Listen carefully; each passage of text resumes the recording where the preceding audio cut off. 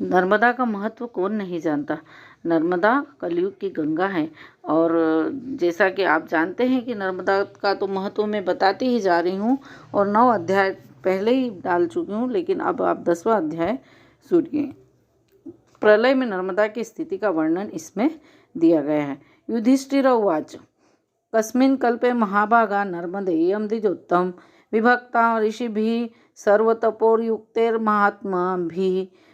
अर्थात युधिष्ठिर ने कहा, हे श्रेष्ठ ब्राह्मण, यह परम पूज्या नर्मदा ऋषियों एवं तपस्वी महात्माओं से किस कल्प से विभाग वाली हुई।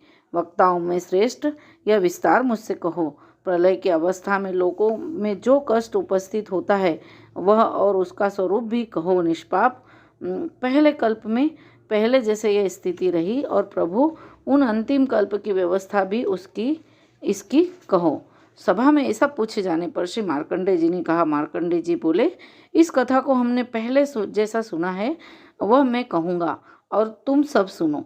इस कल्प में लगी हुई पहले की यह कथा बड़ी सुंदर है। सब लोगों का विनाश करने वाला एक भयंकर समय आया। उस महाघोर समय में भी इसका विनाश नहीं हुआ तथा संत महात्माओं ने जैसा इसका विभाग किया है उस कथा को तुम लोग सुनो।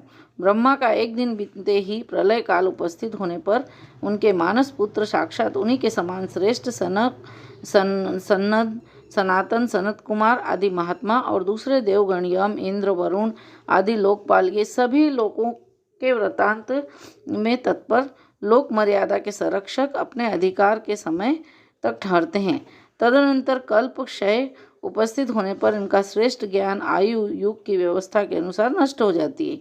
वे भूलोक को छोड़कर तब भूवर लोक चले जाते हैं। स्वर्ग लोक, महर लोक को, जन तपोलोक को, इन लोकों को क्रमशः छोड़ते हुए सत्य लोक का आश्रय लेते हैं। युग सहस्त्र पर्यंत पुत्र पौत्रों से युक्त होकर जब तक जगत की सृष्टि हो तब तक सत्य लोक में रहते हैं।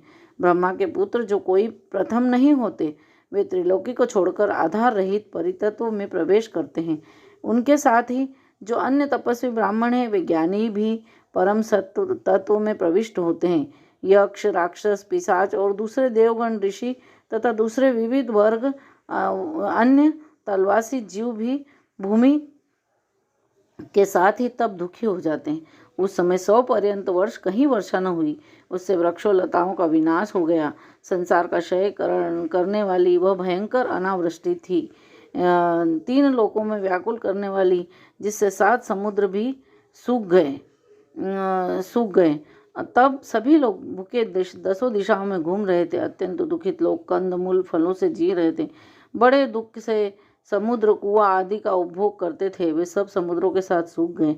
अल्प शक्ति वाले जीव पहले ही समाप्त हो गए। नदी समुद्रों में सूखने पर कुरुक्षेत्र में रहने वाले 60,000 ऋषि, वानप्रस्थ, व्रतधारी, दांतों से ही ओखली का कार्य करने वाले ब्राह्मण, तपस्वी, हिमालय के गहन गुहावासी ऋषि थे।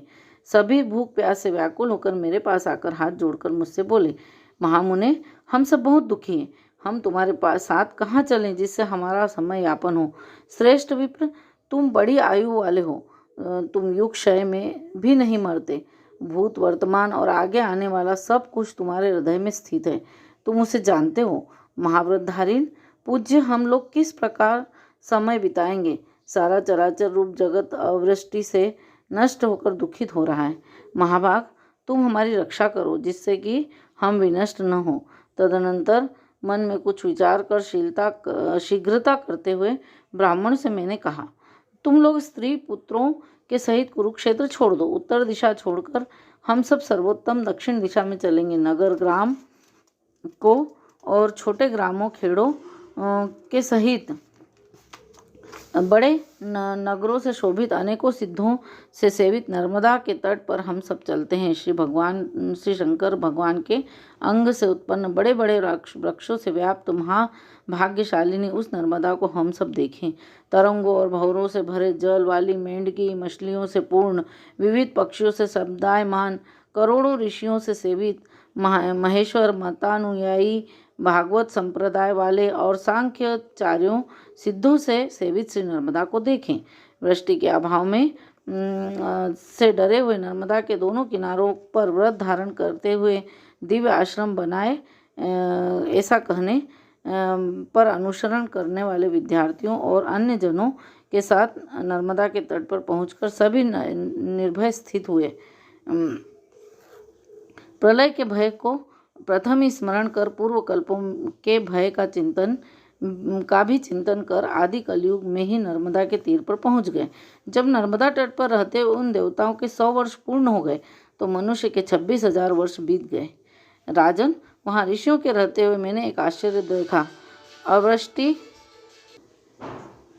अवृष्टि से संपूर्ण लोक के विनष्ट होने पर, चर अचर सबके सब सूख जाने पर, युग की व्यवस्था छिन्न भिन्न होते हुए भी सभी को अचेतन एवं हाहाकार सा करते हुए, चारों वर्णों के लय हो जाने पर, होम बलि आदि कार्य समाप्त होने से, स्वाहाकार वषटकार से लोक के शून्य होते ही शुद्ध आचारों का भी विनाश हो जाने पर, ऐसी भयावह स्थिति में करोड़ों ऋषियों से सेवित यह एक ही श्रेष्ठ नदी शेष रही। राजन, उन तीनों लोकों को कोई दूसरी रमणीय नदी नहीं थी, लोकों में कोई दूसरी रमणीय नदी नहीं थी जैसा वह पुण्य जल वाली नर्मदा इंद्र की पूरी अमरावती के समान सुंदर देव मंदिरों से मनोहर आश्रमों में से स्वर्ग में मंदाकिनी गंगा के समान शोभित होती है।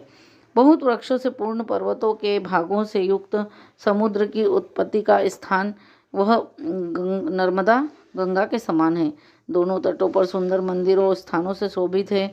वहाँ जहाँ अग्नि के हवन हो रहे हैं, यज्ञ धूम्र से भरी हुई श्री नर्मदा अनेकों देव मंदिरों आश्रमों की ओर से पूजन से संस्कारों से संस्कृत वर्षा समय में रात्रि की भांति दिखाई पड़ी।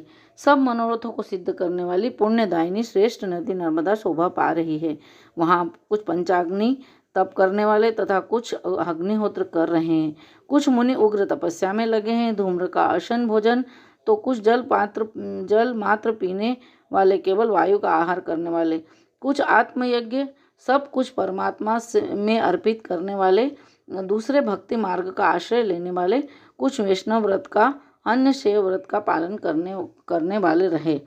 कुछ तपस्वी एक रात व्रत, कुछ द्विरात्र व्रत और अन्य छठे दिन भोजन करने वाले रहे।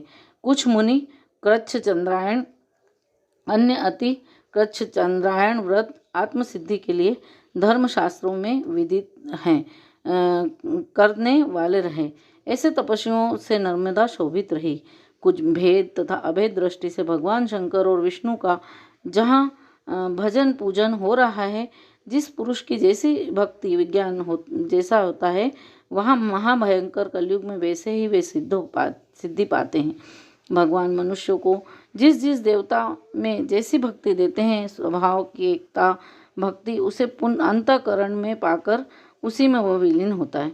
जो पुरुष भेद दृष्टि से भक्ति करते हैं और जो महावृक्ष रूपी शंकर को छोड़कर शाखा रूपी अन्य देवों का अवलंबन करते हैं, वे संसार में अनेक योनियों में भटकते हुए पशु पक्षी आदि योनियों में जन्म पाते हैं। बारंबार चारों युगों में वे अनेक योनियों में देव योनि से स्थावर योनि पर्यंत आवागमन किया करते हैं। फिर जन्म, फिर स्वर्ग में, फिर भयंकर रौरव नरक में चक्कर लगाते हैं। किंतु भक्तिपूर्ण जो पुरुष सबको उत्पन्न करने वाले श्री शंकर में सुस्थिर हो भक्ति वाले हैं, नर्मदा के तीर में भगवान का भजन करते हैं, वे फिर जन्म नहीं लेते।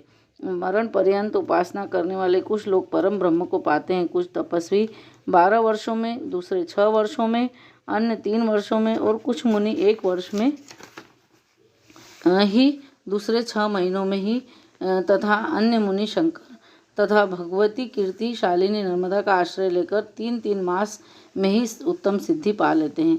संसार के दोषों को काटकर सनातन ब्रह्म को प्राप्त हो गए। इस प्रकार घोर कलयुग में सैकड़ों हजारों मुनि नर्मदा के तीर का आश्रय लेकर शंकर भगवान को प्राप्त हुए। ऐसे महात्मा और जो ब्राह्मण नर्मदा के तट पर पहुंचकर शिव की आराधना में तन्मय होकर भक्ति पूर्वक पूजा कर उन शिव को पाते हैं और ध्यान पूजन जप और तथा महाव्रत आदि उपायों से जो नारायण का निरंतर चिंतन करते हैं, वे श्वेत वस्त्रधारी महात्मा राजहंसों की भांति संसार समुद्र से पार हो पहुँचते हैं। यह सत्य है, सत्य है, सत्य है। हाथ उठाकर यह कहा जाता है, जो सर्वथा सिद्ध है और सदा नारायण का ही चिंतन करना चाहिए। जो पुरुष इंद्रियों को तथा मन को वश में कर नर्मदा के तीर पर एक मास या पक्ष का पर निवास करता है, भगवान शंकर का पूजन करता है, राजन महातेजस्वी वह पुरुष साक्षात देवादिदेव शंकर हो जाते हैं। कीट पतंगे, चींटी चींटे ऐसे अन्य जीव जो नर्मदा के जल में मरते हैं, वे दिव्य रूप से उत्पन्न कुल में उत्पन्न होकर 100 वर्ष पर्यंत धर्म परायण होते हैं। टेढ़े वृक्ष जो समय आने पर बड़ी तरंगों के प्रबल वेग में कटे मूल वाले होकर गिरते हैं, वे नर्मदा के जल में से नष्ट पाप वाले प्रकाशित होकर स्वर्ग की शोभा बढ़ाते हैं। जिनकी सब कामनाएं नष्ट हो चुकी है, वे पुरुष जो सकाम भक्त नर्मदा का तट पाकर मृत्यु पाते हैं, वे जड़ अंध मूक भी स्वर्ग जाते हैं। फिर शंकर के पवित्र भक्ति वाले ब्राह्मणों का कहना ही क्या है। मास भर उपवास करने से सुखाए गए शरीर वाले शिव के पूजन से व विष्णु में भावना वाले पुरुष उस गति को नहीं पाते हैं जो पुरुष नर्मदा के तट पर निवास करते हैं। अविनाशी शंकर का नारायण के की मन से परम पवित्र होकर पूजा करते हैं, वे फिर माता का स्तन नहीं पीते। जो मुनि देव पूजित नर्मदा के तट पर का आश्रय लेकर नीवार, सांवा, जो, इंगुदी, फल आदि से अपनी जीविका चलाते हैं, वे पुनः जीवन को नहीं पाते। नर्मदा के तट पर पहुंचकर जो पुरुष तीनों काल देव पूजन तथा सत्य से पवित्र होकर नर्मदा की परिक्रमा करते हैं, वे पुरुष पुनः निविष्टा, मूत्र, हड्डी, चर्म और शीर रूपी तकिया ऊपर वह सिरहाना वाले होकर माता की कुक्षी में निवास नहीं करते। लोगों को बहुत यज्ञ, दानों अथवा संपूर्ण अन्य तीर्थों के सेवन से भी क्या है, जो नर्मदा के उत्तर या दक्षिण तट का सेवन करते हैं, वे भगवान शंकर के पार्श्ववर्ती पार्षद होते हैं। जो पुरुष शंकर के शरीर से उत्पन्न तथा उनके शरीर रूपी स्वर्ग की सीढ़ियों की पंक्ति रूप इस नर्मदा का सेवन नहीं करते, वे संसार से वंचित जन्म लाभ से चुके हुए पंगु अन्य पशुओं के समान हैं। जो पुरुष श्रेष्ठ ब्राह्मण इस घोर कलयुग को भी फिर कभी न देखना चाहे, वह आसक्ति को छोड़कर नर्मदा के तट को नहीं त्यागते। वे सबके हितकारी और संपूर्ण जनों के मान्य और वंदनीय हैं।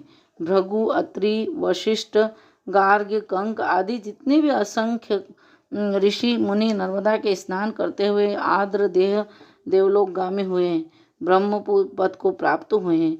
नित्य निर्मल साफ चित्त वाले पुरुष इस अत्यंत पुण्य पवित्र ज्ञान से पूर्ण नर्मदा के महात्म को जो पढ़ता है सुनता है, भगवान शंकर के वचनामृत से वे महात्मा उत्तम गति को प्राप्त होते हैं, इसमें कोई संदेह नहीं है। अतः 10वां अध्याय समाप्त।